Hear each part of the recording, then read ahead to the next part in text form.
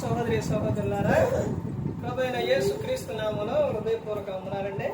ముందుగా ఇంత మంచి సమయాన్ని ఇచ్చిన తండ్రైన దేవునికి ప్రభువైన క్రీస్తు ద్వారా కృతజ్ఞతాస్తుతులు చెల్లిస్తున్నానండి. అందరూ బాగున్నారండి. వాక్యం చదువుకొని ప్రార్థన చేసుకున్న తర్వాత పాఠంలోనికి వెళదామండి. మార్కు రాసిన సువార్త 9వ అధ్యాయం 29వ వచనం. అందుకు ఆయన ప్రార్థన వలనే గాని మరి దేని వలనైనా ఈ విధమైనది వదిలిపోవుట అసాధ్యమని వారితో చెప్పాను. ప్రార్థన చేస్తూ, పరలోకమందున్న మా తండ్రి, పరిశుద్ర ప్రేమ గల తండ్రి, గొప్ప తండ్రి యెహోవా తండ్రి, అయా మీ ప్రియకుమారుడు యేసు క్రీస్తు ప్రభువారి ద్వారా కృతజ్ఞతాస్తుతులు చెల్లిస్తున్నాం. ఆయన ఈ రాత్రి వేళ మా అందరితో మాట్లాడమని మా ప్రభువైన యేసు క్రీస్తు నామమున వేడుకుంటున్నాం తండ్రి. ఆమేన్. ప్రభువైన యేసు క్రీస్తు నామమున హృదయపూర్వక వందనాలండి. దేవుని కుమారుడు యేసు క్రీస్తు ప్రభువారి లోకానికి వచ్చిన తర్వాత పరలోక రాజ్యం సమీపిస్తుంది కనుక మారు మనసు పొందమని ప్రకటింప మొదలుపెట్టాడు. అంశం పాఠం పేరు ఏదైనా ప్రార్థన వలనే సాధ్యం. ఏదైనా ప్రార్థన వలనే సాధ్యం. ఏ ఒక్కటైనా ఏది జరగాలన్నా, ఏది చెయ్యాలన్నా, ఏదైనా కానీ ప్రార్థన వలనే సాధ్యం. అందులో ప్రాముఖ్యంగా ముఖ్యమైన విషయం ఏంటంటే, దెయ్యాలు దురాత్మలు పారిపోవాలంటే అవి ప్రార్థన వలనే సాధ్యం. ఈ రోజున కుటుంబాల్లో ఎక్కువగా దురాత్మ అంటే దెయ్యాలు పనిచేస్తున్నాయి. వివిధమైన ఆలోచనలు, వివిధమైన తంత్రాలు ఇవన్నీ కూడా క్రైస్తవ కుటుంబాల్లోనే జరుగుతున్నాయి. ఎందుకు జరుగుతున్నాయి అనంటే, దేవునికి అక్కడ చోటు ఇవ్వట్లేదు వాళ్ళు. దేవునికి నీ హృదయంలో చోటిస్తే దెయ్యానికి చోటు ఉండదు. కానీ ఈ రోజున మనిషి ప్రార్థన చేయడం లేదు. సమయం దొరికిందంటే పోకి మాటలు, వ్యర్థమైన మాటలు, ఇవే తప్ప ప్రార్థన చేద్దాము, వాక్యం చదువుకుందాము అనే విషయం లేనే లేదు. పురుషుడు చీకటితోనే లేచి ఏం చేయాలంట? ప్రార్థన చేయాలి. యేసుక్రీస్తు ప్రభువారు ఆయన ఇంకా చాలా చీకటి ఉండగానే బయలుదేరి అనేక ప్రదేశానికి వెళ్ళి ప్రార్థన చేశారు. యోబు గారు నిత్యము పిల్లల నిమిత్తం దహన బలులు అర్పించారు. స్త్రీ రేయి మొదటి జామున లేచి ప్రార్థన చేయాలని ఉంది. పురుషుడు లెగడు, స్త్రీ లెగడు. ఇద్దరిలో ఎవరో కూడా లెగరు. ఎలా మీ కుటుంబం కట్టబడిద్ది? నీ భర్త ఎలా మారుతారో? నీ భార్య ఎలా జ్ఞానం కలిగి ఉండిద్ది? భార్య ఎప్పుడైనా కానీ కుటుంబంలో స్త్రీ సమయం దొరికిందంటే, అంటే జీవనోపాధి కోసం పనులు చేసిన తర్వాత సమయం దొరికింది అని అంటే ఏం చేయాలి? ప్రార్థన చేసుకోవాలి, వాక్యం చదవాలి. అవేమీ లేవు. ఈ రోజున ఫోన్ వచ్చింది, ఆ ఫోన్ పట్టుకొని చూడడమే కష్టమానం. ఫోన్లో అన్ని ఏంటవి? రీల్స్ అంటమే. అవి చూసి ఆ తల్లి ఆ ఫోన్ దేశంలో ఉండిపోయి పిల్లల్ని వదిలేస్తుంది. పిల్లల్ని పట్టించుకోవడం లేదు. కారణం ఏంటంటే ఫోను. ప్రార్థన చేస్తే నీ పిల్లలకు మంచి ఆరోగ్యం ఉంటుంది, నీ కుటుంబం కట్టబడుతుంది. ఇవేవి కూడా క్రైస్తవ కుటుంబాల్లో ప్రతి ఒక్కరు తెలుసుకోవట్లే. ఈ రోజున కుటుంబాల్లో చూడండి, స్త్రీలు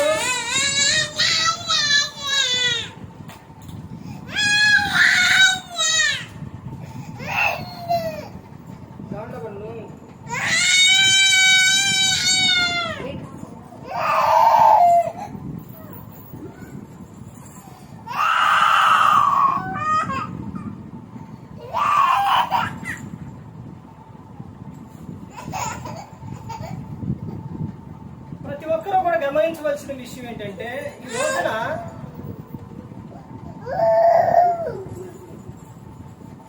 క్రైస్తవ కుటుంబాల్లో ప్రతి ఒక్కరూ కూడా ఎవరైతే ఉన్నారో, ఎంతమంది అయితే ఉన్నారో, వారిలోని అపవాది పని చేయకుండా, అపవాది లక్షణాలు లేకుండా ఉండాలి అని అంటే వారు ఏం చేయాలంటే ప్రార్థన చేయాలి. అలా ప్రార్థన చేయకపోవటం వలన, దేవునితో సహవాసం లేకపోవటం వలన వారిలో దురాత్మ సాతాను ప్రవేశించి ఏం చేస్తున్నాడంటే ప్రార్థన చేయకుండా చేస్తున్నాడు. అలా ప్రార్థన చేయకోకుండా ఉంటే జరిగే విషయం ఏం జరుగుతుందంటే, వాళ్ళు లోకాశలకు వెళ్ళిపోతారు, భయంకరమైన విధానానికి వెళ్ళిపోతారు. ఈ రోజున క్రైస్తవ కుటుంబంలో స్త్రీ ప్రార్థన చేయకపోవటం వలన భర్త మారుతున్నాడా? పిల్లలు సరైన రీతిలో ఉంటున్నారా? ఉండట్లేదు. కారణం ఏమిటి అని అంటే దేవునితో సహవాసం లేదు, ప్రార్థన జీవితం లేదు. నీ భర్త మారాలన్నా, నీ పిల్లలు మారాలన్నా, నీ భార్య మారాలన్నా చేయవలసిన విధానం ఏంటనంటే క్రైస్తవులు కూడా ప్రార్థనే చేయాలి. ప్రార్థన వలనే సాధ్యం. ఈ రోజున మర్చిపోయారు ఈ విషయం. ప్రార్థన చేయటం లేదు, వాక్యం చదవటం లేదు, ప్రవర్తన కాపాడుకోవటం లేదు, ఇదేమీ లేదు. ప్రార్థన చేసే వారు దేవునితో మాట్లాడుకుంటున్నారు కాబట్టి, దేవునితో సహవాసం కలిగి ఉన్నారు కాబట్టి వారి జీవితం అద్భుతంగా ఉంటుంది. ఇక్కడ ఒక పిల్లవాడికి దెయ్యం బట్టి నెప్పు నుంచి బాల్యం నుండే శిష్యుల వల్ల కాన యేసుక్రీస్తు ప్రభువారు వెళ్ళబట్టారు. ఆ తర్వాత ఇంటికి వచ్చిన తర్వాత అడిగారు శిష్యులు, అయ్యా ఇది ఎలా పోయింది, ఎలా వదిలిపోయిందంటే ఆయన చెప్తున్న విషయం ఏంటంటే ఇలాంటిది వదిలిపోవాలంటే ప్రార్థన వలనే సాధ్యం. ఏదైనా ఎలాంటి దురాత్మలైనా లేకపోతే ఏదైనా కానీ పోవాలి అంటే అది ప్రార్థన వలనే సాధ్యం. మంత్రాలు, తంత్రాలు, అంతరాల వల్ల కాదు, ప్రార్థన వలనే సాధ్యం. నిత్యము కూడా స్త్రీ కన్నీటితో ప్రార్థన చేయాలి. ఏ సందర్భాల్లో చేయాలంటే, దేని నిమిత్తం చేయాలంటే స్త్రీ తమ కుటుంబాన్ని కట్టుకునే విషయాల్లో, అన్ని విషయాల్లో స్త్రీ ఏం చేయాలి? ప్రార్థన చేయాలి. ఈ రోజున కన్నీటి ప్రార్థన ఉందా?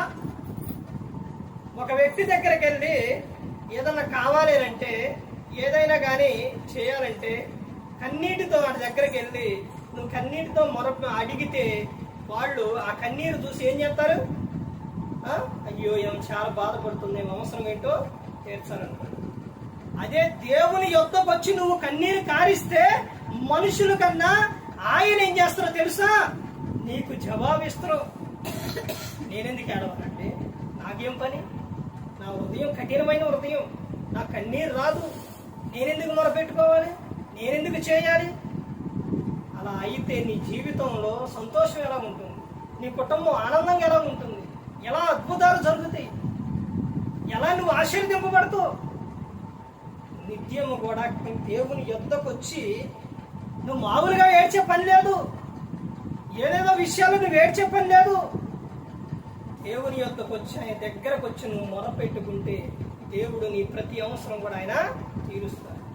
మనుషుల ముందు కాదు ఏడ్చేది, దేవుని యొద్దకు వెళ్ళి ఆయన దగ్గరకు వెళ్ళి నువ్వు కన్నీటితో నువ్వేం చేయాలి? ప్రార్థన చేయాలి. కన్నీటికి చాలా విలువ ఉంది. అన్నా ఎలా చేసింది? కన్నీటితో ప్రార్థన చేసింది. హిజ్కియా ఆయన ఏం చేసిండు? కన్నీటితోనే ప్రార్థన చేసిండు. కన్నీటికి చాలా విలువ ఉంది.